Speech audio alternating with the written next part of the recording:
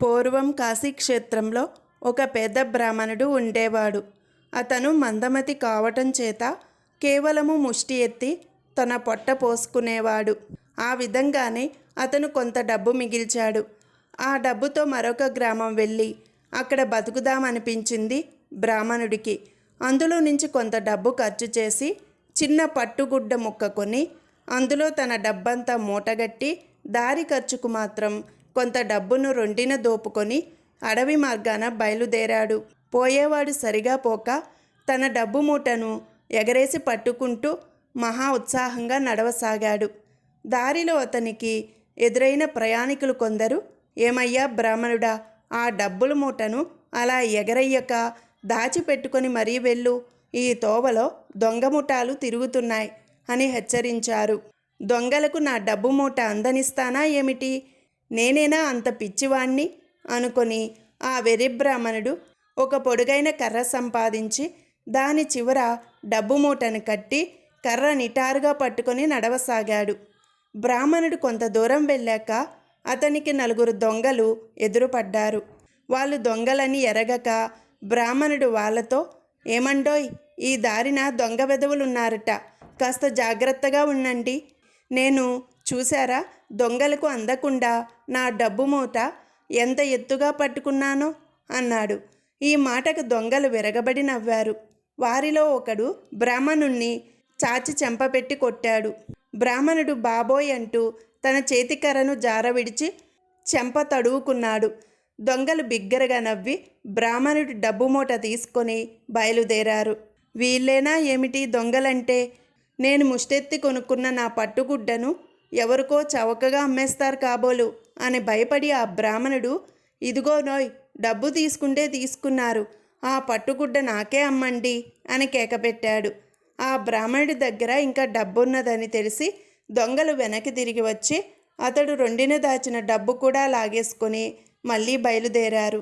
నేను ఏడాది కష్టపడి సంపాదించిందంతా ఈ దొంగలు 5 నిమిషాలలో కాజేశారే, వీళ్ళ వృత్తే బాగున్నది అనుకుని బ్రాహ్మణుడు దొంగలను కేకపెట్టి ఆపి, ఇదిగో దొంగలు, నన్ను కూడా మీతో చేర్చుకోండి అన్నాడు.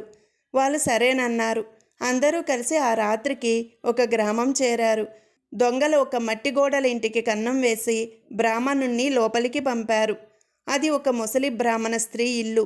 ఆ రోజు సరస్వతీ పూజ కావటం చేత ఆ రాత్రి ముసలమ్మ గారెలు చేస్తూ చేస్తూ గుండెలో బాధ కలిగినట్టు అనిపించి అవతలికి వెళ్ళి పడుకొని ప్రాణాలు వదిలింది.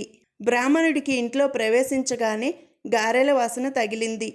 తనకు ఆకలి దహించుకుపోతున్న సంగతి వెంటనే తట్టింది. అతను దొంగల గొడవే మర్చిపోయి స్నానాల గది వెతుక్కుంటూ వెళ్ళి స్నానం చేసి చప్పున సంధ్యవార్చి ముసలమ్మ పడుకొని ఉన్న చోటికి వచ్చి, వడ్డించవమ్మా అన్నాడు. ముసలమ్మ పలకలేదు. ముసలమ్మను తాకటం ఇష్టం లేక పొయ్యి మీద నూనె కాస్త గరిటతో తెచ్చి ఒక చుక్క ముసలమ్మ చేతి మీద వేశాడు. అప్పటికీ ముసలమ్మలో చలనం లేదు. ఇక తప్పనిసరి అయి ముసలమ్మను తట్టాడు. ముసలమ్మ కళ్ళు తెరుచుకునే ఉన్నది, కానీ శవం. బ్రాహ్మణుడు అదిరిపోయి కెవ్వున ఒక కేక పెట్టి చప్పున ఇంటి దూలం మీదికి ఎక్కి వణుకుతూ కూర్చున్నాడు. బ్రాహ్మణుడు తమను పిలిచాడనుకొని దొంగలు కూడా లోపలికి వచ్చారు. కానీ ఇంతలోనే బ్రాహ్మణుడు పెట్టిన కేకకు ఇరుగు పొరుగు వాళ్ళంతా వచ్చారు. దొంగలు మంచాల కింద దూరి దాక్కున్నారు. ఇరుగు పొరుగు వాళ్ళు ముసలమ్మ చచ్చిపోయిందని చూసి, ఎలా పోయి ఉంటుంది, ఏం జరిగి ఉంటుంది అని ఒకరినొకరు ప్రశ్నించుకున్నారు. ఒక రోగము రొస్టు లేదు, సరస్వతీ పూజ అని గారెలు కూడా చేస్తున్నది, మరి ఎలా పోయిందో ఆ పైవాడికే తెలియాలి అన్నారు ఒకరు. అది నిజమే, వాడికే తెలియాలి అన్నారు 3, 4. అది వింటున్న బ్రాహ్మణుడికి మండిపోయింది. అయితే ఆ ముసలిముండని నేనే చంపానంటారా ఏమిటి? నేనే పాపమో ఎరుగను, కావలిస్తే మంచం కింద దాగిన 4 దొంగల్ని అడగండి అన్నాడు బ్రాహ్మణుడు దూలం మీద నుంచి. ఇంకేముంది, దొంగలు దొరికిపోయారు. గ్రామాధికారి బ్రాహ్మణుడి సాక్ష్యంతో దొంగలను విచారణ చేసి బ్రాహ్మణుడి డబ్బు బ్రాహ్మణుడికిప్పించారు.